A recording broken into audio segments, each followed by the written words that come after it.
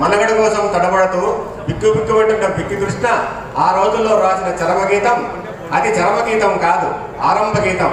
కృష్ణకు సుప్రభాతం.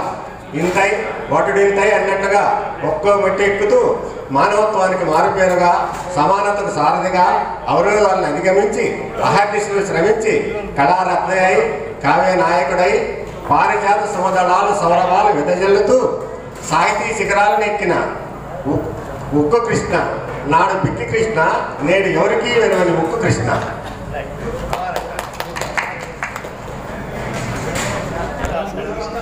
Sir sir గురువులు గారు మీరు పైకి రండి సార్, పైకి రండి సార్. ఇక్కడ వేదికను ఈ వేడుకను కూడా కనిపించిస్తాం ఫోటో.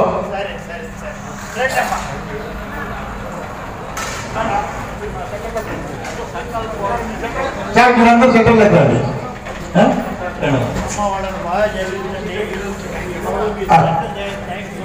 కూర్చోండి సార్.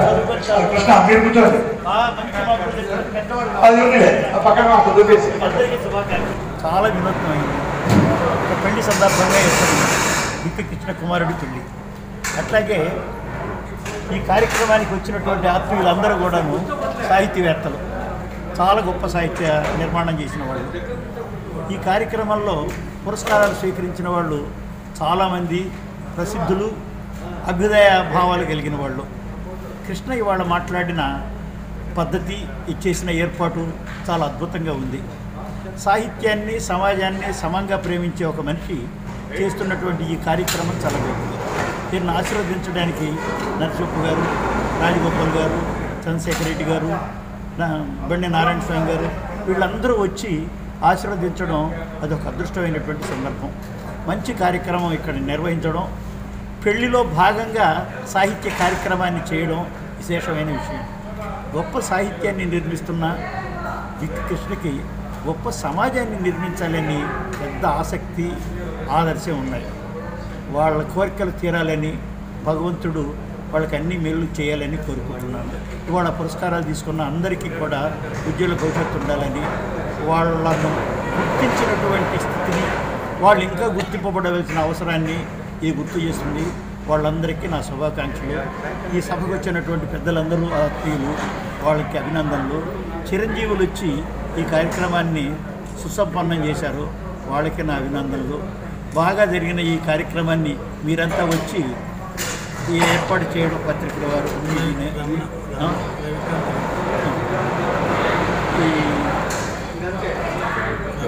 రవికాంత్ రమణ చేసిన ఏర్పాటు మా పిల్లలు కూడాను ఆయన తీసుకొచ్చిన పిల్లలే.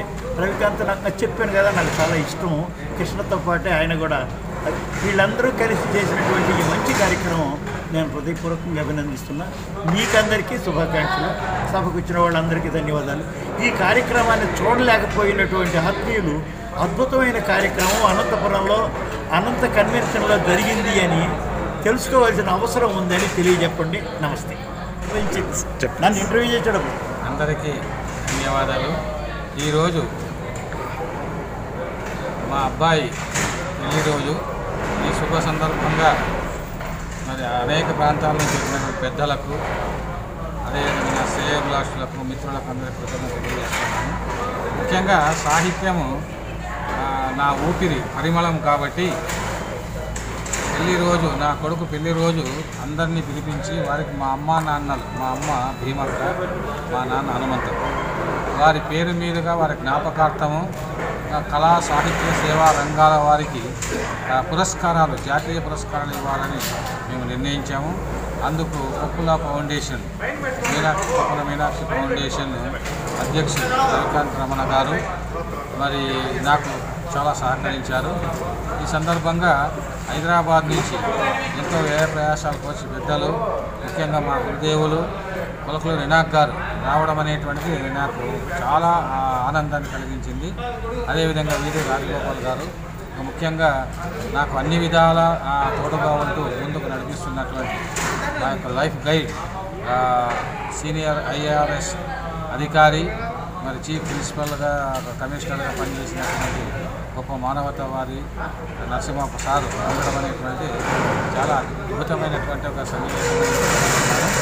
అదేవిధంగా నా మిత్రులు రేవన్న గారు, అంతేకాకుండా అనంత విద్యా సంస్థల అధినేత అనంతరాములు గారు, ఇంకా అనేక మంది ఈ కార్యక్రమంలో అతిథులుగా పాల్గొన్నారు. ముఖ్యంగా రాజగోపాలన్న గారు ఎంతో ప్రేమతో వీడి రాజగోపాలన్న గారు మేము వస్తున్నాము, ఆ ఇనాక్ సార్ని తీసుకుని వస్తున్నామని చెప్పి హైదరాబాద్ రావడం అనేది నాకు చాలా ఉత్సాహాన్ని, నాకు వివేకాన్ని కూడా కలిగించినటువంటి అంశంగా భావిస్తున్నాను. ఇంకా నా మిత్రులు హిందూపురం నుంచి కూడా చాలామంది, సుధాకర్ నాయుడు గారు, అదేవిధంగా రాయదుర్గం నుంచి నా బాల్య మిత్రుడు, డిగ్రీ మిత్రుడు సత్యనారాయణ గారు, వీరితో పాటు మరి బీవీ రెడ్డి గారు మొదటి నుంచి ఆధ్యాత్మిక వెంట ఉండి నన్ను ముందుకు నడిపించారు. ఈ కార్యక్రమంలో అనేక మంది మీడియా కింగ్ మోహన్ గారు, అదేవిధంగా విశాల ఈశ్వరరెడ్డి గారు, తిరుమల అభిరాజ్ గారు, వీరందరూ కూడా భానుజా వీరందరికీ మంచి సామాజిక సేవలు చేసినటువంటి వారు, సాహితీవేత్తలకు జాతీయ పురస్కారాలు, జీవన సాధన పురస్కారాలు. ఇంతమందిలో నేను ఈరోజు ఇది ఒక అద్భుతమైనటువంటి సంఘటనగా నేను భావిస్తున్నాను.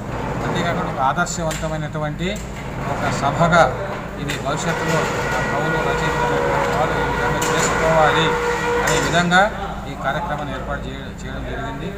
ఇంక ఈ సభలో పాల్గొన్నటువంటి చంద్రశేఖర్ రెడ్డి గారు, బడినారాయణ స్వామి గారు చాలా చక్కగా మాట్లాడారు.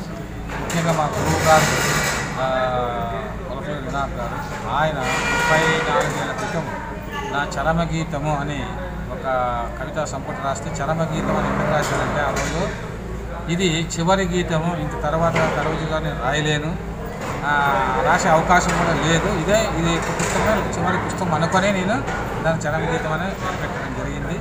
కానీ అదృష్టవశాత్తు గురువుల ఆశీస్సుల వల్ల గురువు గారు ఆ రోజు గొప్ప కవిగా ఎదుగుతావు అని చెప్పేసి అందులో రాశారు.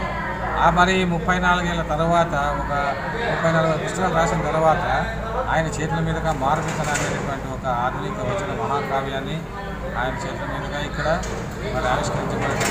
ఆ పుస్తకాన్ని గురించి మహాద్భుతంగా మరి ఒక లెజెండ్ ఆయన, అంటే నా దృష్టిలో నోబెల్ బహుమతికి అర్హుడైన భారతదేశంలో ఏకైక వ్యక్తి. అంతటి ఆయన నోటి నుంచి మరి దీనికి కేంద్ర సాహిత్య అకాడమీ రావాలి, ఇవ్వకపోతే అన్యాయం అని అనడము అదే నాకు చాలా గొప్ప అవార్డుగా నేను భావిస్తున్నాను. ఆయన ఆశీస్సులతో ఈ సభ జరిగిందని నేను భావిస్తున్నాను. మరి మిత్రులు, ఎందుకంటే 40 సంవత్సరాలు నేను వివిధ ఛానళ్ళలో, వివిధ పత్రికల్లో పనిచేసినటువంటి మిత్రులందరూ కూడా ఈరోజు చాలామంది వచ్చారు. వారికి కూడా నేను తెలియజేస్తున్నాను.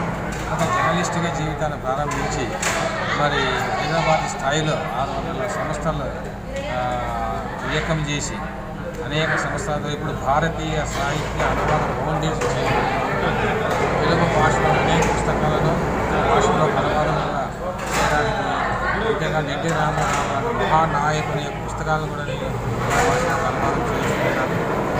భాగ్యమంతా పెద్దల యొక్క గురువుల యొక్క ఆశీస్సులో లభించిందని నేను భావిస్తున్నాను.